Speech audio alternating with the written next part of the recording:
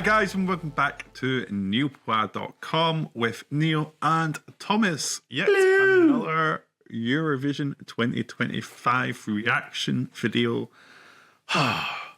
This is nice. It's weird. It already feels nostalgic a little bit, even though it was 3 weeks ago. Yeah, but it's nice. It's nice reacting to the songs now without having to sort of like predict where things are going to. Like, we know everything. There are no unknown factors anymore, and it's just a fun way of looking back at the performances. And this is the first time that we're actually reacting to the actual full packages. You know, not just what we expect might happen with staging. You know, we already have everything, so that's cool. I'm just laughing at you. Yeah, I know. Packages. Yeah, I knew you would. Can't help it. Okay, before we get into today's reaction, do remember to subscribe to the channel, like this video, ring the notification bell, and go to niallpoints.com. All the links are in the description down below. But if you've clicked on this video, you've seen the thumbnail, you've seen the title, you know what it's time for. It's time for her to come. It is Erika Vikman with ICH KOMME, the myth, the legend. Did I say that twice? My brain's broken. You have, yeah. I know why, because you're just imagining Erika standing on that massive microphone that kind of looks like something else. Also, I can't shake the image out of my head of Erika Vikman eating cheese fondue in the green room. I mean, I feel like we probably should have gotten a pot of cheese fondue for the occasion, but we didn't. I mean, that has sort of become an iconic image of Eurovision 2025, for sure. And I mean, I'm very comfortable with my sexuality, but my God, she makes me question it. Yeah. I saw a couple of people going around in Erika Vikman made me gay t-shirts. And I'm thinking this, Erika Vikman kind of made me straight a little bit. It's the world gone mad. It's the world gone mad. Let's get into the performance though before we get too carried away. This is ICH KOMME. Dun. Oh, the intro is just so epic. The lights look fantastic here as well. I love the introduction of this handheld microphone stand. Also, I love the sort of like industrial lights behind her. Really cool. Oh, Erika.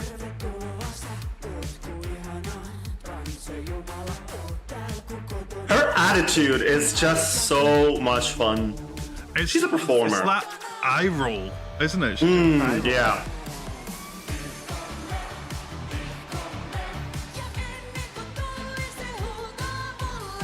God, how?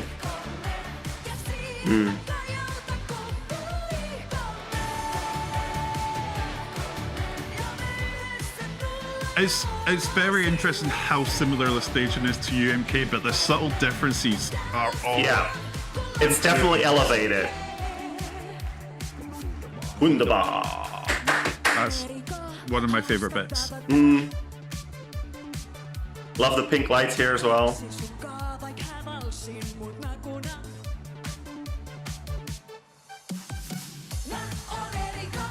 The star energy coming off of her. Yeah. Now we need Erika in Amsterdam. Oh, I would die.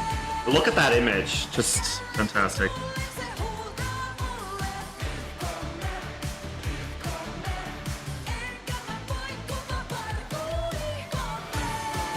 You still get the feeling that she's performing to the crowd rather than necessarily the cameras, and I love that. Yeah. She's just on tour. This is the Erika Vikman show. Yeah.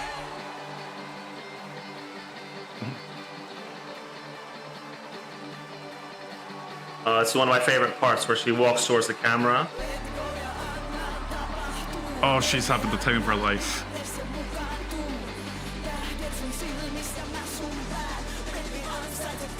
And sorely.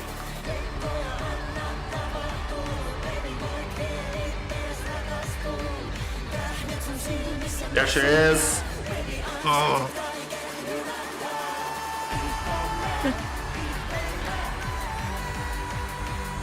The climax.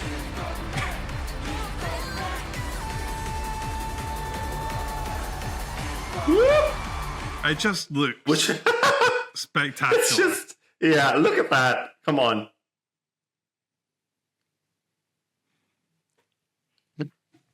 And that image, Yeah.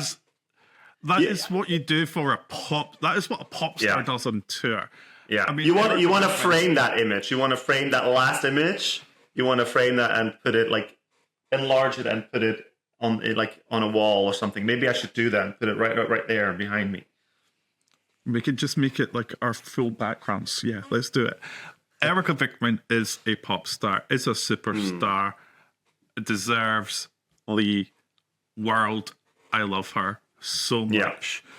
Yeah. We sort of spoke about being a little bit confused in our debrief.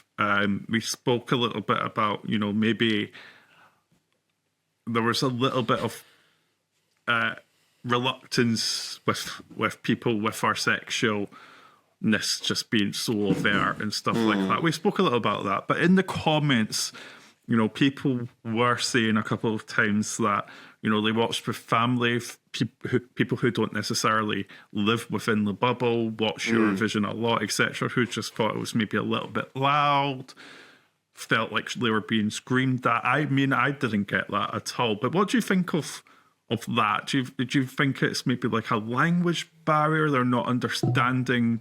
No, because so many songs, not just this year, but in many past years, have done really well in their own native language, and you couldn't understand a word what they're saying. I mean, Salvador Sobral won with a landslide, and I don't think anyone understood what he was singing unless you spoke Portuguese. So I don't think that was the issue.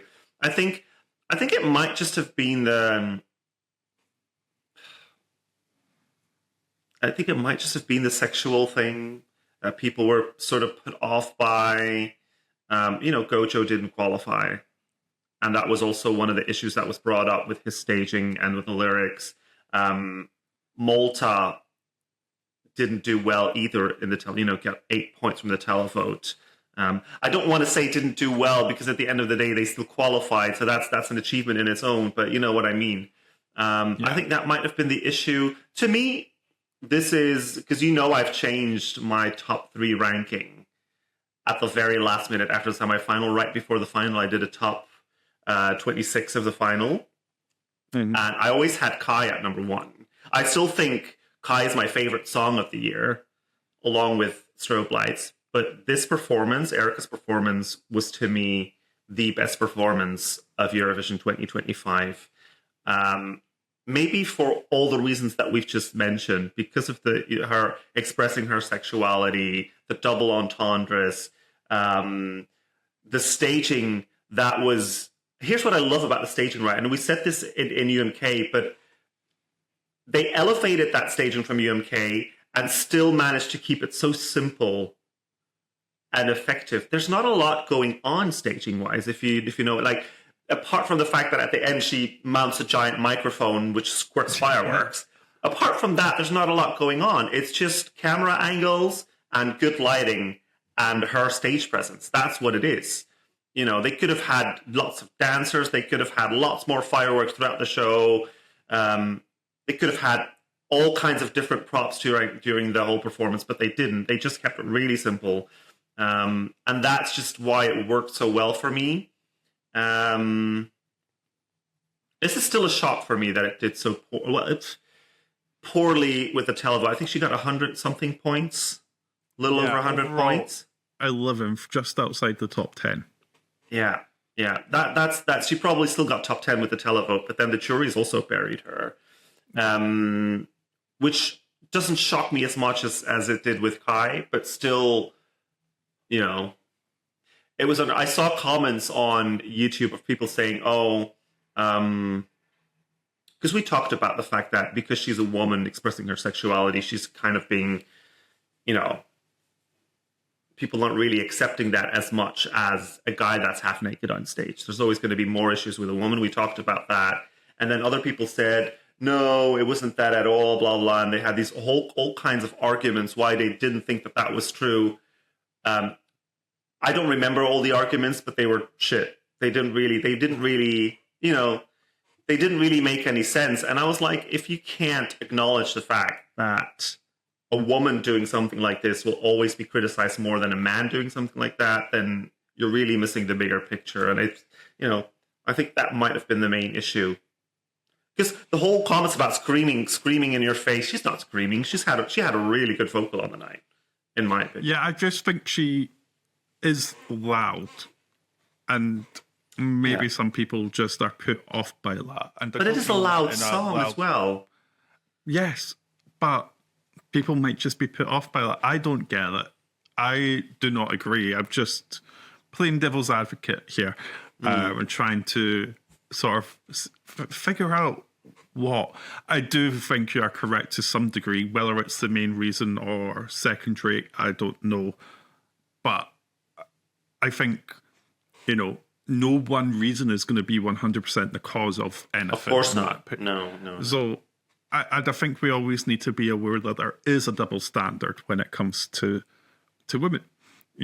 Erika being asked to cover her bum when we clearly see a lot of Gojo in the same semi-final.